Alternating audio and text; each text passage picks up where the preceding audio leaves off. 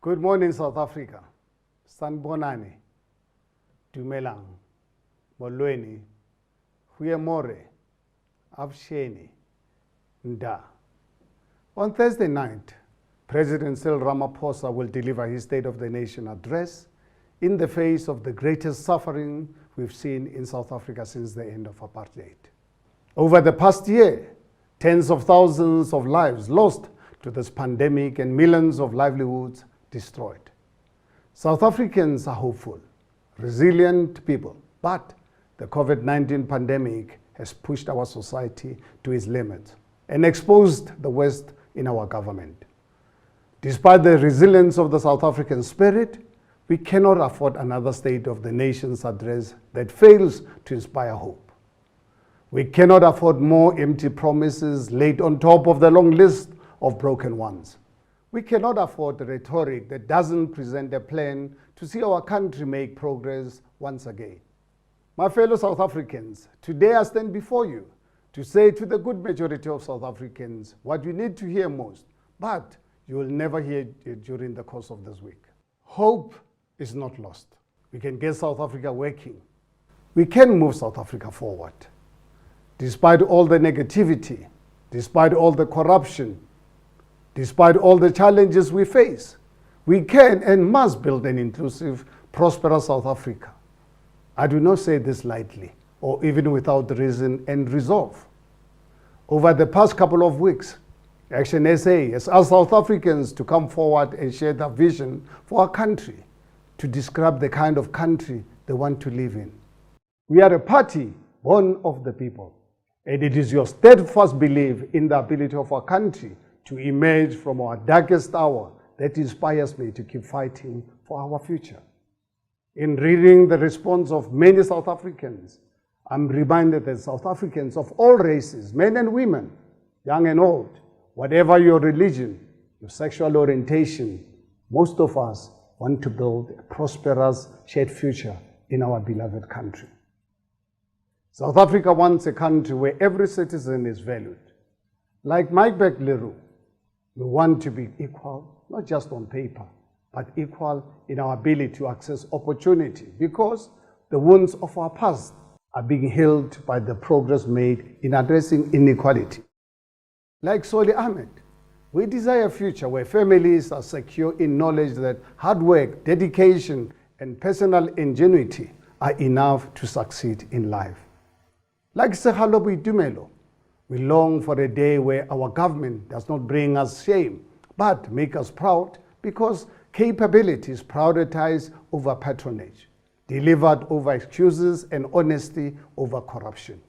Like Paulette Apane, we dream of a time where criminals are hunted down by a capable criminal justice system, and the law-abiding citizens learn what it means to live in peace, free from fear. Why then, if so many of us share this vision for our country, do we live without being realized? It is because the voices of the majority of South Africans have been silenced by the radicals, the corrupt, the criminals, those who sow hate, and those who put party before country. It is time for hardworking, law-abiding, and family-oriented majority of our country to stand together and realize that we outnumber those who want to keep us apart. It is time for the majority to reclaim our country from the selfish, the criminal, the corrupt, and place it on a path to prosperity. Ladies and gentlemen, during this year's State of the Nation address, we will hear much more about what the President said. You will hear many political parties talking about what the President didn't say. I do not know about you, but I have grown tired of this yearly ritual that appears to be for the benefit, because it certainly doesn't help any of us. Today, I stand before you to say to the majority of South Africans what you need to hear most, but will not hear during the course of this week. We can get South Africa working. Let me say it again, in case you are not sure if you heard me correctly. We can get South Africa working. The first order of business is that we need to beat COVID-19. This means that we need to procure enough doses of the vaccine, we need to manage its distribution effectively, And we need to vaccinate enough South Africans that we can return to life as we knew it. Until this happens, we will be subjected to a third, a fourth, and probably a fifth wave of infections that will overwhelm our health facilities and cause many preventable deaths. To beat this pandemic, we need real leadership to dismiss the false information about the vaccine and to tell South Africans the truth, that it is the only hope to stem the tragedy in our lives and livelihoods. To beat this pandemic, we need a process that ensures that every vaccine is handled by someone appointed because of what they know, not who they know. To beat this pandemic, we need a system that will implement and accurately track vaccinations to ensure they reach the required level of immunity in our society. To beat this pandemic, we will need the heroes that serve on the front line of this pandemic. They've gone to work day in and day out, even though their lives were at risk. Hundreds of these men and women have died. Over 43,000 have been infected, and yet they went to work for us, the people of this country. Action SA had to initiate Hire Our Medical Heroes campaign to ensure that our South African unemployed doctors and nurses are employed to reinforce our medical personnel on the front line of this pandemic. Today, I'm pleased to say that the Department of Health is engaging nearly 1,000 unemployed doctors, nurses, and medical interns who came forward. I listened with shame to hear our cabinet had nominated the Cuban doctors for a Nobel Peace Prize when our South African medical heroes receive only platitude. Yesterday, I launched the campaign, Thank Our Heroes, that we can express our gratitude to our healthcare workers. I'm calling upon all South Africans, in their own way, find a way to express our deepest gratitude to our frontline health workers. Every Sunday ahead of the new week, I will post my appreciation to our health workers with the hashtag Thank Our Heroes, and I ask you to join me. Let our frontline workers go to work every Monday knowing that we recognize their sacrifice and salute their bravery. The second requirement to fix our country is to unseat the ANC. I want to repeat this because it is important. For South Africa to succeed, the ANC must be out of government. It is just that simple. Everything we have experienced with the mismanagement of this pandemic has actually been a front row seat to how the ANC has destroyed the capability of our civil service. We entered this pandemic with a healthcare system that was already producing horror stories of childbirth in corridors and death in the waiting rooms. COVID-19 just brought this closer to home. While our government was focusing on alcohol, cigarette, and open-toed shoes, other governments were getting in line ahead of us to procure the vaccine. When we were in a lockdown, when our businesses and jobs were dying so that our government could increase the capacity of our hospital and clinics, our government could not even honor this sacrifice by increasing doctors, nurses, beds, oxygen tanks, and ventilators. While our people were suffering, the ANC was looting and getting rich. COVID-19 just demonstrated what we already knew.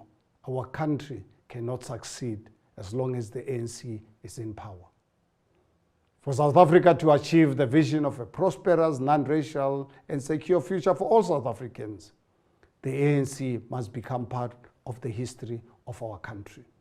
Because the truth is that we are less equal than we were in 1994. We are less employed, less educated, and less safe than we were in 1994. The project to fix South Africa not only has to fix our colonial and apartheid past, it has to reverse the damage of the last 27 years of ANC government.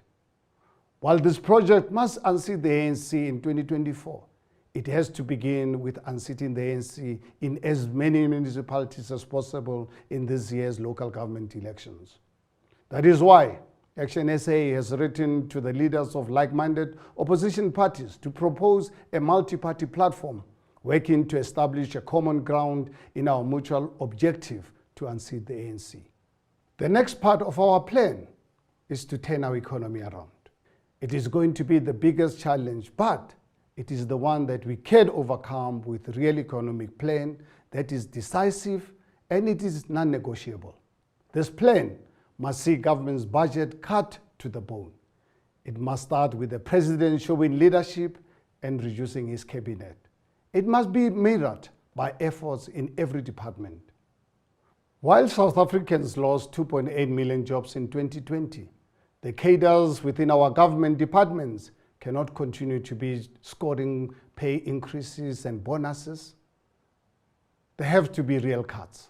All of the ridiculous non-essentials of government must be cut so that more funds can be redirected to providing economic relief and tax cuts to South Africans and South African businesses.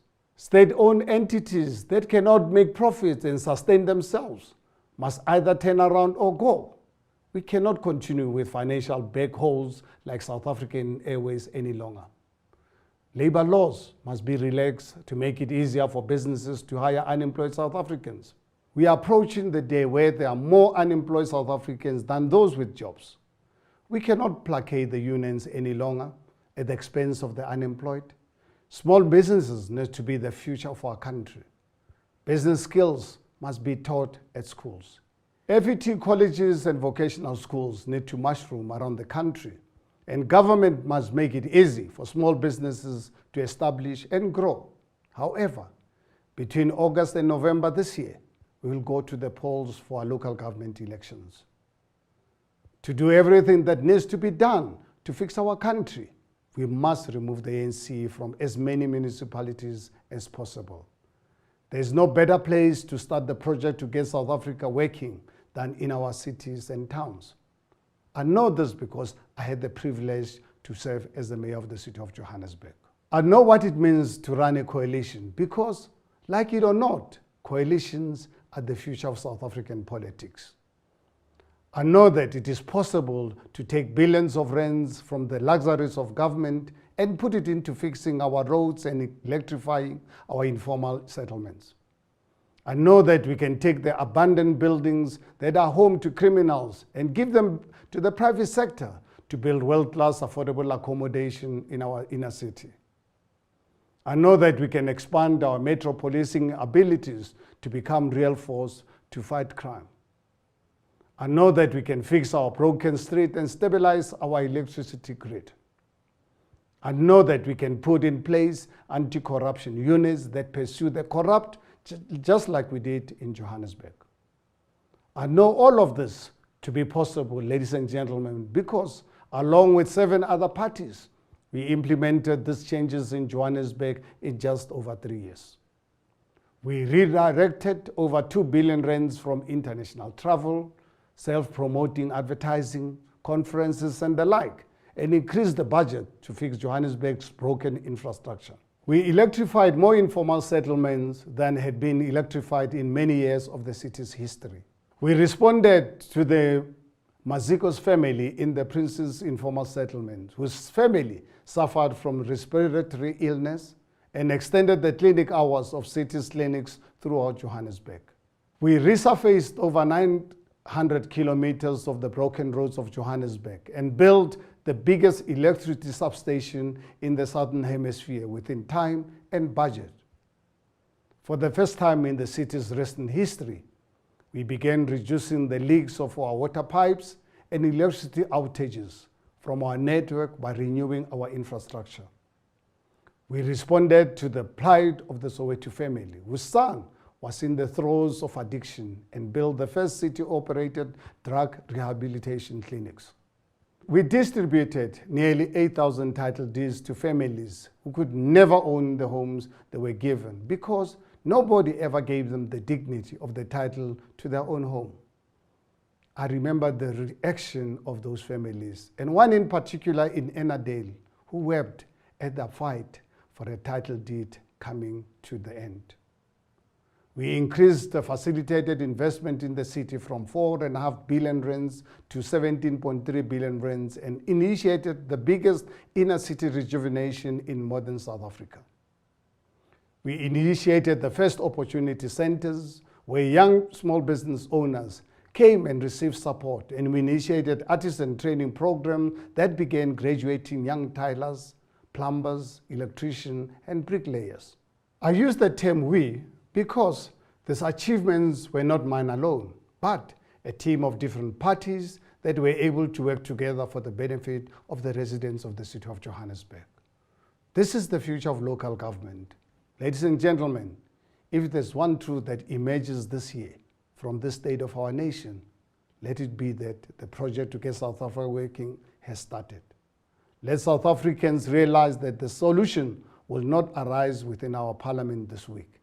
It lies with us, the good, hardworking, and law-abiding majority of our country. We have to believe that our country can be fixed, and we have to come together in our hundreds, we have to come together in our thousands, in our hundreds of thousands, in our millions, so that we can start the hard work of getting South Africa working. Let us act as one against the ANC and for the people of our country. Let us act as one against corruption and for the jobs in our country. Let us act as one against cadre deployment and for service delivery. Let us act as one to begin the hard work to get South Africa working. Let us act as one. I thank you.